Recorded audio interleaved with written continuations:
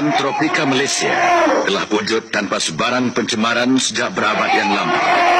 Merupakan hutan tropika yang tertua di dunia. Hutan ini telah menjadi pusat evolusi bagi tumbuh-tumbuhan dan bermacam spesies binatang liar, termasuk gajah yang kini sedang mengalami saat kepupusannya. Kerana itu, Jabatan Perlindungan Hidupan Liar dan Taman Negara atau Perhilitan bertugas melindungi kepupusannya.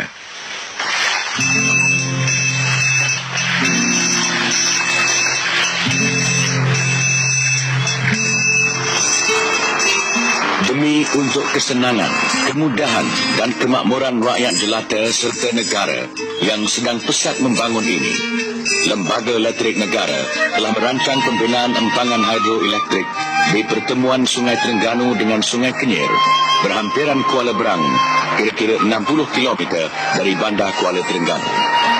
Kerja-kerja pembinaan bermula dalam tahun 1978 dengan pembinaan terowong lencongan untuk mengalihkan pengaliran air Sungai Terengganu.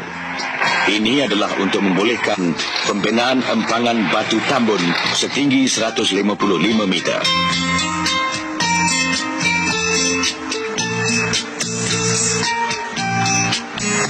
Apabila siap sepenuhnya, projek yang berkeupayaan 400 megawatt ini akan menyumbangkan 1.600 juta unit setahun kepada grid nasional LLN. Hujan lebat yang turun berlarutan di musim tengkujuh hingga awal tahun 1984 menenggelami kawasan rendah. Pihak Perhilitan membuat tinjauan setelah menerima laporan dari nelayan-nelayan yang mencari rezeki di tasik buatan manusia ini bahawa sekumpulan gajah dan lain-lain binatang liar telah terperangkap di Pulau Kampung Buai. Hasil tinjauan dibentangkan dalam mesyuarat di Bilik Gerakan Lembaga Elektrik Negara. Keputusannya, pihak 2 Skuadron Kor Jurutera Malaysia menyiapkan sebuah rakit seluas 100 meter persegi, kira-kira sebesar gelanggang tenis, dari kembaran sebanyak 217 tong minyak dan ditarik oleh 4 buah bot tentera.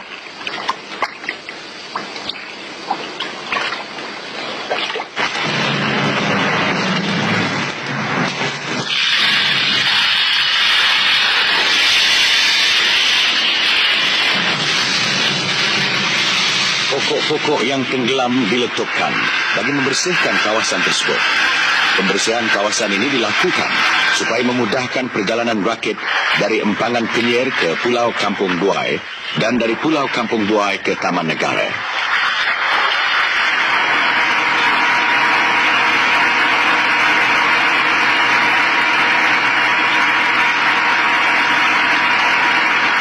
Unit tangkapan gajah Perhilitan di Temerloh, Pahang Darul Makmur sibuk menyiapkan persiapan menjalankan operasi menyelamat seperti tali, rantai, ubat-ubatan, senapang dan khemah.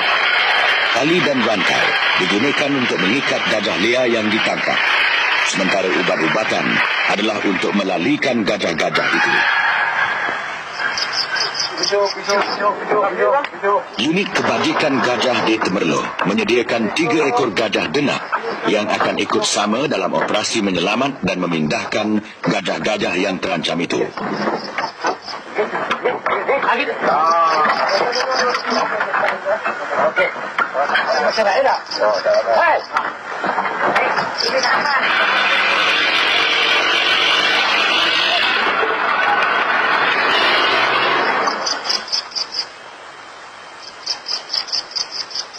Tiga ekor gajah yang didatangkan khas dari Temerloh ini ialah Bahadur dan Loki Mala yang berasal dari negeri Assam, India, dan Cek Mek dari negeri Thai. Gajah-gajah liar dijinak dan dilatih di satu bahagian khas Ibu Pejabat Perhilitan Temerloh.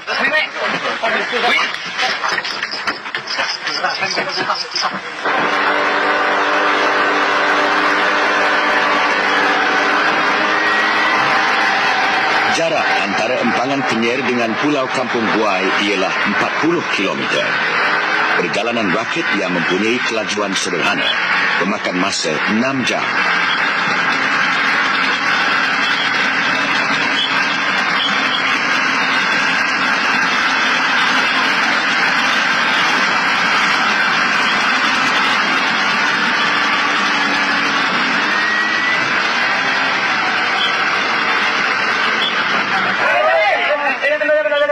Setiba di Pulau Kampung Buai, khemah-khemah didirikan.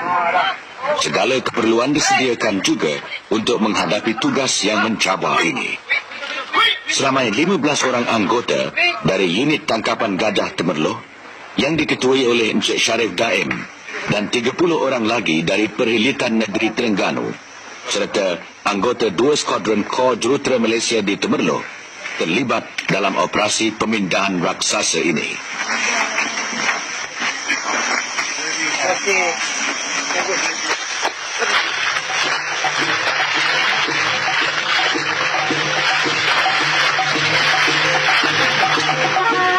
Tugas yang pertama ialah mencari kesan jejak gajah untuk mengetahui arah laluannya.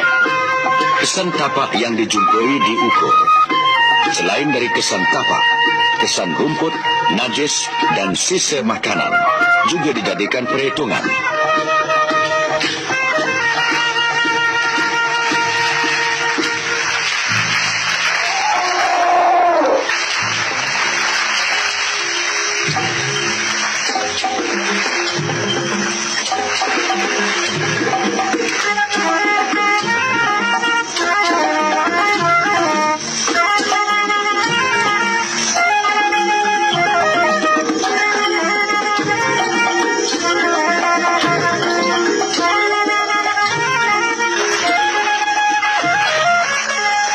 Petugas-petugas menjalankan kerja-kerja menjejak dengan berhati-hati. Itu dia salah seekor daripada gajah liar. Menembak seekor gajah memerlukan kecekapan dan kepakaran. Tembakan mestilah kena pada tempat yang banyak daging. Gajah liar ini akan pengsan setelah ditembak dengan ubat pelali bernama Immobilon. Sukatan ubat perlu diseimbangkan dengan saiz gajah yang hendak ditembak.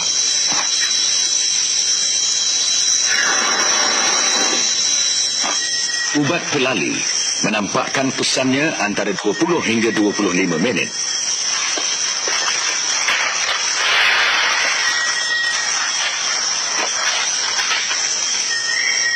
Ukuran garis pusat tapak kaki, tinggi, panjang gading, belalai dan ukuran lilitan badan diambil secara terperinci semasa gajah ini pengsan.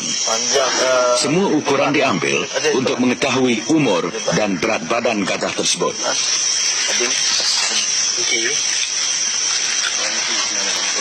Mata gajah perlu ditutup untuk mengelakkan daripada dedahan sinaran matahari dan habuk-habuk yang mungkin dapat merosakkannya.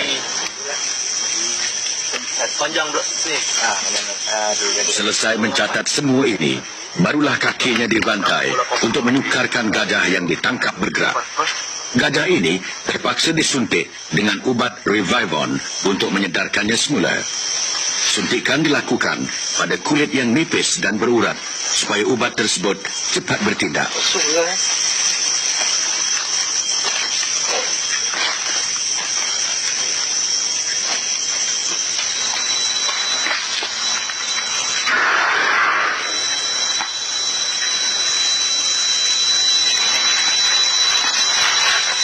Beberapa minit kemudian, secara beransur-ansur pulihlah semula kekuatan gajah ini. Begitulah, kepintaran akal dapat mengalahkan kekuatan tenaga.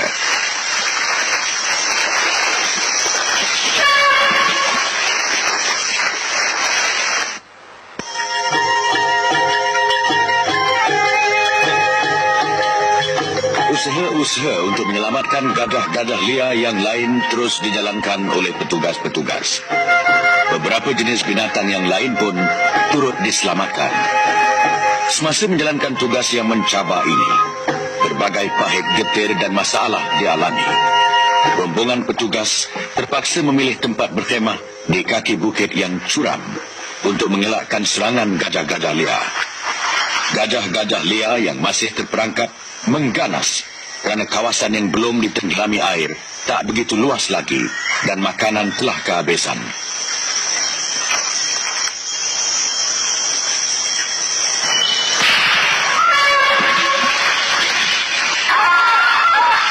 Pada masa lalu, operasi pemindahan dilakukan di kawasan tinggi atau hutan belantara yang sedarat. Tetapi Inilah kali pertama di rantau ini, operasi pemindahan menggunakan rakit diselenggarakan untuk memindahkan gajah-gajah yang terperangkap di satu daratan yang hampir ditenggelami air ke daratan yang lain. Okey, tak boleh. Yang tu. Nak masuk peluk. Buat sikit. Okey.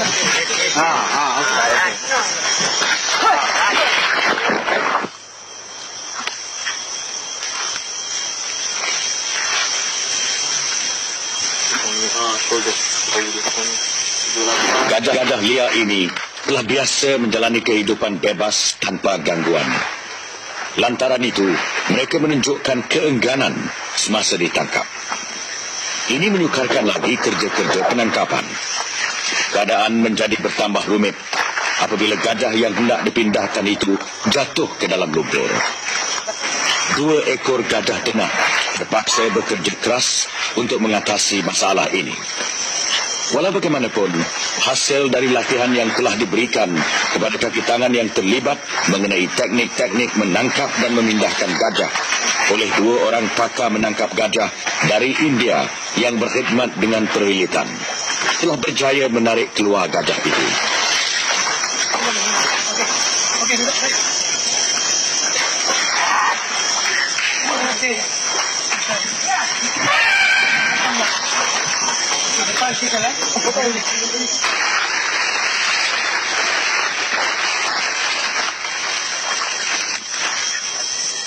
Untuk memudahkan pemindahan ke rakit, badan gajah liar diikat pada kedua badan gajah denak. Ia dikembarkan di tengah-tengah antara 2 gajah denak supaya ia tidak dapat meronta dan mudah ditarik.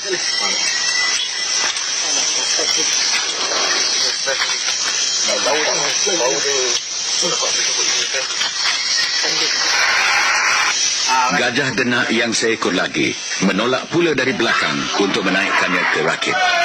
Sebelum dibawa ke rakit, gajah ini telah pun disuntikkan dengan ubat rompen untuk menghayalkannya.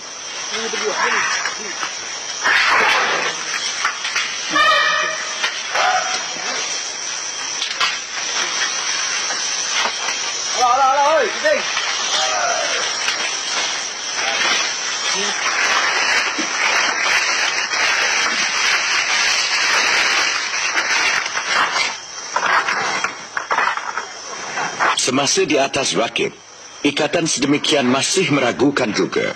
Takut kalau gajah liar itu masih berupaya untuk melepaskan diri. Sekali lagi kakinya ditambat ke lantai rakit.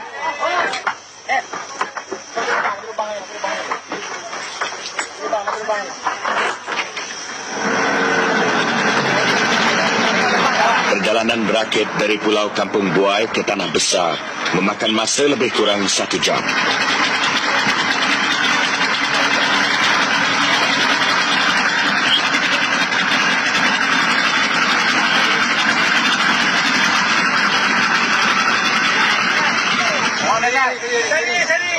Tiba di dataran Tanah Besar Taman Negara, gajah-gajah liar yang ditangkap itu dibebaskan untuk meneruskan hidup seperti sedia kala.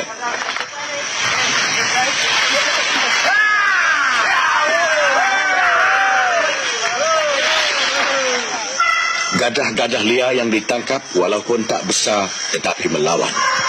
Mungkin kerana suasana hutan sekeliling adalah baru bagi mereka dan mereka masih merasa takut dihampiri oleh manusia. Ubat kelali terpaksa diberikan untuk memudahkan pemindahannya.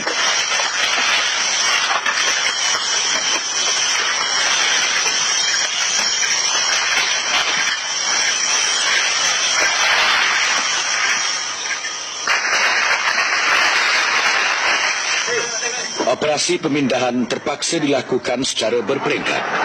Ini akan memudahkan pengawalannya semasa di atas rakit. Selain dari itu, keselamatan gajah dan para petugas sendiri perlu dijaga.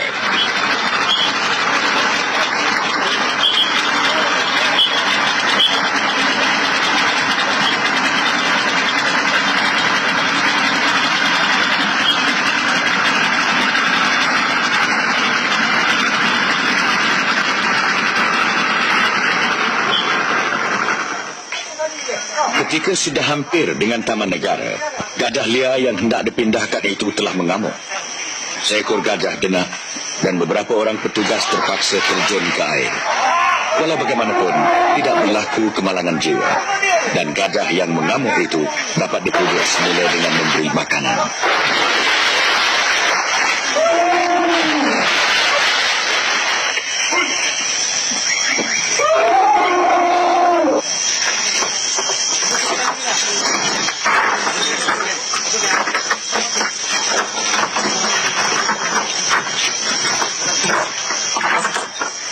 Usaha pemindahan raksasa ini mendapat kejayaan cemerlang.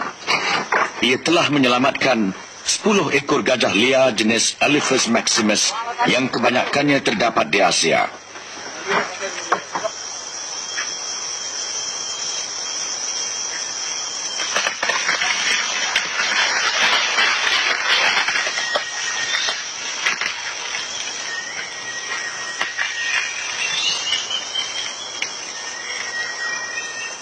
Bak kata pepatah Melayu, berakit-rakit ke hulu, berenang-renang ke tepian. Bersakit-sakit dahulu, bersenang-senang kemudian. Kejayaan cemerlang yang dicapai oleh semua pihak yang terlibat dalam operasi ini merupakan satu langkah positif dalam usaha kerajaan memelihara hidupan liar.